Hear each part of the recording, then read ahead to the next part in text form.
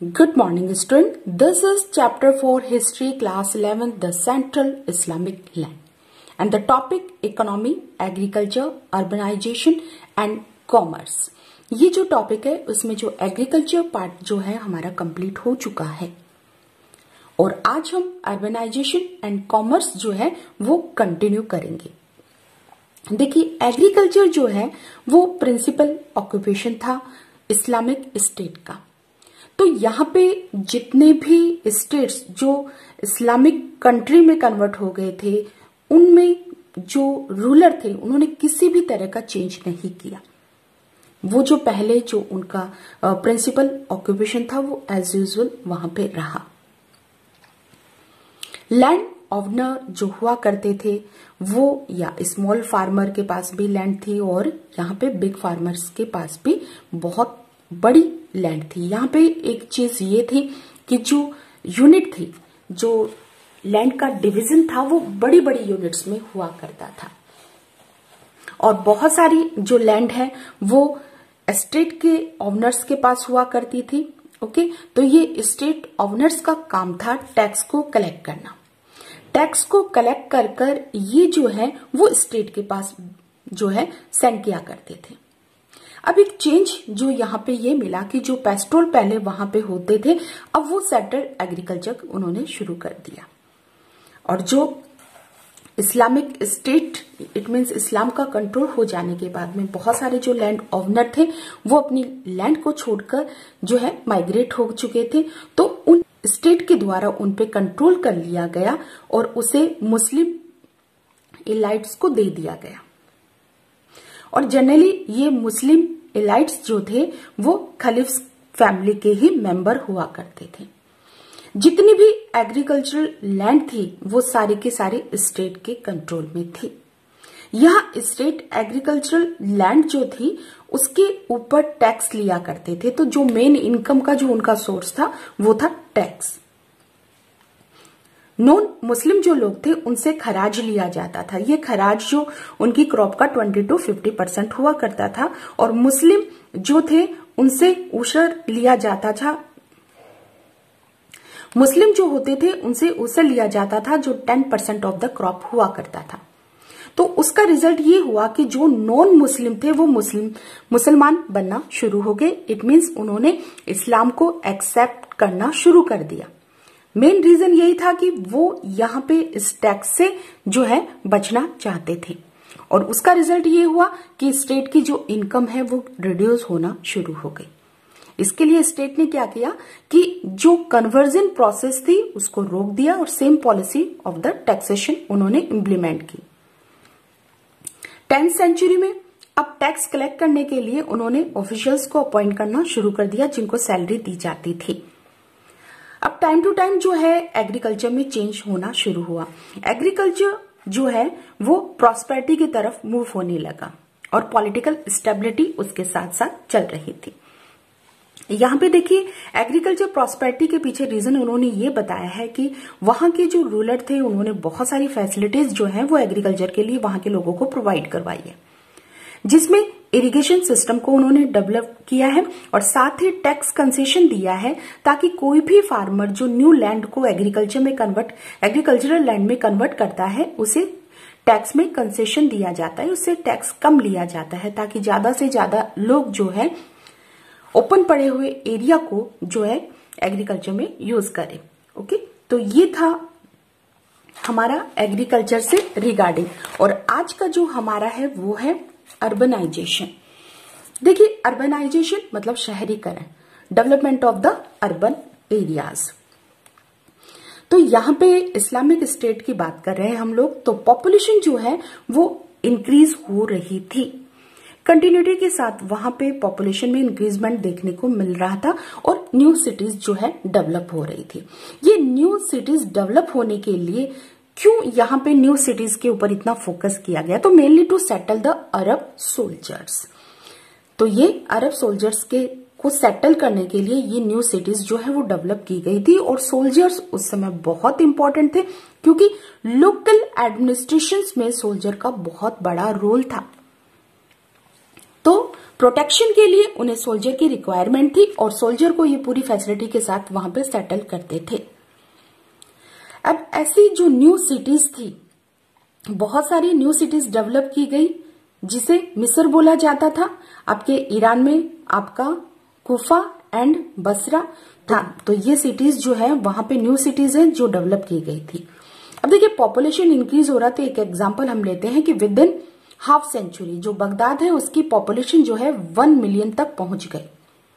अब population increase हो रही है तो ऐसी कंडीशन में ये पॉपुलेशन जो है वो डिमांड करेगी फूड का, और भी बहुत सारे मटेरियल जो इनको कंज्यूम करना है, जो इनको रिक्वायर होती है, उनकी वो डिमांड करती है। जब पॉपुलेशन डिमांड करती है तो यहां इस पॉपुलेशन को प्रोवाइड करवा दिया जाता है food grain and raw materials. ये रॉ मटेरियल जो है अर्बन मैन्युफैक्चरर्स हैं वो मैन्युफैक्चरिंग यूनिट्स में इनका यूज करते हैं। साथ ही सिटी का डेवलपमेंट ऐसा हो गया तो यहाँ पे पॉपुलेशन इंक्रीज होती है, पॉपुलेशन फूड के लिए डिमांड करती है, और इतनी बढ़ी हुई पॉपुलेशन की और भी बहुत सारी रिक्वायरमेंट है जो मैन्युफैक्चरिंग यूनिट्स जो है उसकी जो है फुलफिल करती हैं। अब अर्बन नेटवर्क जो है बहुत अच्छा खासा वहां पे डेवलप था। डेवलप मतलब एक टाउन दूसरे टाउन से कनेक्टेड था। पूरा ये नेटवर्क उनका फैला हुआ था। कोई भी टाउन या सिटी ऐसी नहीं थी जो इंटरकनेक्ट ना हो। अब देखिए यहाँ पे जो ऐसा नहीं है कि सिर्फ न्यू सिटी पर ही फोकस किया गया है, बल्कि वो सिटीज जो ओल्डर टाउन हुआ करते थे उनको भी डेवलप किया गया। ओके, और यहाँ पे देखिए एक सिटी की खास बात है, ये बहुत अच्छा वहां के बारे में बताया गया है कि कोई भी सिटी जो वहां पे न्यू सिटी जो डेवलप होती है वहां पे 2 बिल्डिंग कॉम्प्लेक्सेस जो है देखने को मिलते हैं। मतलब ये जो कॉम्प्लेक्सेस जो हैं वो ईच एंड एवरी सिटी में देखने को मिलते हैं और ये सेंटर में होते हैं। तो ये 2 बिल्डिंग कॉम्प्लेक्सेस जो है वो कल्चरल एंड इकोनॉमिक पावर को शो करते हैं। जितनी अच्छा ये एरिया डेवलप होगा उतना ही मान सकते हैं कि वो सिटी डेवलप है। तो यहाँ पे फर्स्ट है यहाँ mosque and the central market place. तो यहाँ पे ये सेंटर में हुआ करते थे। तो यहाँ पे एक सिटी की बात करते हैं हम। देखिए एक सिटी के सेंटर में जैसे ये 2 बिल्डिंग कॉम्प्लेक्सेस हैं और यहाँ पे इस सेंटर के साथ ही जो है वो जितने भी सिटी के अंदर एडमिनिस्ट्रेटर्स होते हैं, स्कॉलर्स होते हैं, मर्चेंट होते हैं, वो वहां पर रहते हैं। और आउटसाइड ऑफ द सिटी की बात करें तो ऑर्डिनरी सिटीजन्स, सोल्जर्स वो वहां पे रहते हैं। इनके खुद के जो है वो बाथ, मार्केट, जो वर्शिप प्लेसेस जो होते हैं इनके खुद के होते हैं। अब उनके बाहर जो है वो पुअर पीपल रहते हैं, कि वो लोग जो जिनके वर्क को बहुत ही नीचा देखा जाता है। इट मीन्स वो लोग जैसे कि चमड़े की सफाई करने वाले लोग, ओके, ये सब वहां पे इनके आउटर वो लोग रहते हैं। और यहाँ सिटी के बाहर जो है कब्रिस्तान होता है, और जो सराय वगैरह जो होती है जिसमें जो ट्रेवलर्स होते हैं जो रात को सिटी में एंटर करना चाहते हैं तो उनको डायरेक्ट एंट्री नहीं मिलती, उनको रात को बाहर ही रहना पड़ता है। तो ये है अर्बनाइजेशन, बहुत अच्छा सिस्टम है वहां पे। और हम देख सकते हैं कि अर्बनाइजेशन का जो सिस्टम है उनका डे बाय डे डेवलप हो रहा था। कॉमर्स, नेक्स्ट हमारा है कॉमर्स।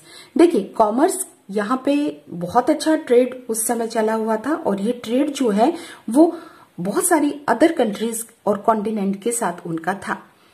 पॉलिटिकल यूनिफिकेशन वहां देखने को मिलता है, और उसी के साथ अर्बन डिमांड भी इंक्रीज हो जाती है।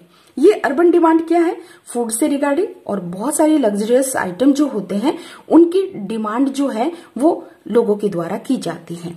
अब जब डिमांड अच्छी खासी है, डिमांड लगातार इंक्रीज होती है, तो वो सपोर्ट करती है ट्रेड को। तो यहाँ पे ट्रेड बहुत अच्छा था। अब ये ट्रेड के ऊपर जो मोनोपोली राइट्स था वो अरब एंड ईरानियंस लोगों का था। पूरा का पूरा उन्होंने ट्रेड के ऊपर मोनोपोली राइट्स करके रखा था। इनका जो ट्रेड है वो चाइना, इंडिया और यूरोप के साथ होता था। और ट्रेड किसके थ्रू किया जाता था? Red Sea and the Persian Gulf के थ्रू उनका ये ट्रेड होता था। ये देखिए अगर हम वर्ल्ड के मैप में देखते हैं तो जहां पे हमारा सऊदी अरेबिया है, इसकी वेस्ट साइड रेड सी है और ये पर्शियन गल्फ है, इराक ईरान, ये देखिए अरेबियन सी। तो यहाँ पे इनके थ्रू जो है इनका ट्रेड होता था। अब ट्रेड कैसे किया जाए, तो सबसे पहले वो चीजें, अब हम कि लॉन्ग डिस्टेंस ट्रेड कर रहे हैं तो हाई वैल्यू गुड्स को जो है प्रेफरेंस दी जाती थी, जिसमें आपके spice, textile, gun powder etcetera हुआ करता था, जो शिप के ऊपर जो है उनको लोडेड किया जाता था। और यहाँ पे जब ये सी रूट के थ्रू जब ये सामान, ये कमोडिटीज जो है वो आपके सऊदी अरेबिया पहुंच जाती थी, इराक ईरान पहुंच जाती थी, तो वहां से कैमल के ऊपर इनको कैरी किया जाता था, कैमल के थ्रू कैरी किया जाता था और फिर लैंड में जहां जहां इनकी डिमांड थी वहां पर उसको सप्लाई कर दिया जाता था। बात करें मेरिडियन सी की, तो यहाँ पे जो थे ज्यूज जो होते थे वो एक्सपोर्ट का काम करते थे, उनके द्वारा एक्सपोर्ट किया जाता था सामान को। Male and female Turkish slaves in market में उनका भी जो है उनको भी परचेज किया जाता था। जनरली ये कोर्ट में और आपके सुल्तान खलीफ्स जो होते थे उनको सर्विस देने के लिए इनको खरीदा जाता था। तो ये है कॉमर्स। साथ ही कॉमर्स काफी अच्छा वहां पे वर्क कर रहा था, ट्रेड बहुत अच्छा था। तो यहाँ पे जो पेमेंट दी जाती थी वो गोल्ड, सिल्वर इन सब में दी जाती थी। तो गोल्ड तो अफ्रीका से वहां पे आता था और सिल्वर जो है सेंट्रल एशिया से आता था। जैसे टाइम पास होता है तो लेटर्स ऑफ क्रेडिट और बिल ऑफ एक्सचेंज का यूज वहां के ट्रेड में देखने को मिलता है। आज जैसे हम चेक वगैरह जो है यूज करते हैं, वैसे वो लेटर्स ऑफ क्रेडिट और बिल ऑफ एक्सचेंज यूज किया करते थे, ताकि लॉन्ग डिस्टेंस के लिए जब ट्रेड होता है तो वो क्या होता है कि उनको बहुत ज्यादा अमाउंट मनी जो है अपने साथ नहीं ले जाना पड़ता और ये लेटर्स ऑफ क्रेडिट का यूज करते हैं। तो यहाँ पे जब ट्रेड एक कंट्री से दूसरी कंट्री में होता था तो जनरली क्या होता है कि जो लुटेरे वगैरह होते हैं उनका बहुत डर रहा करता था। तो ये एक सेफ तरीका होता था ट्रेड करने का। तो आज हमने जो है अर्बनाइजेशन और कॉमर्स को स्टडी किया है और एग्रीकल्चर को रिवाइज किया है।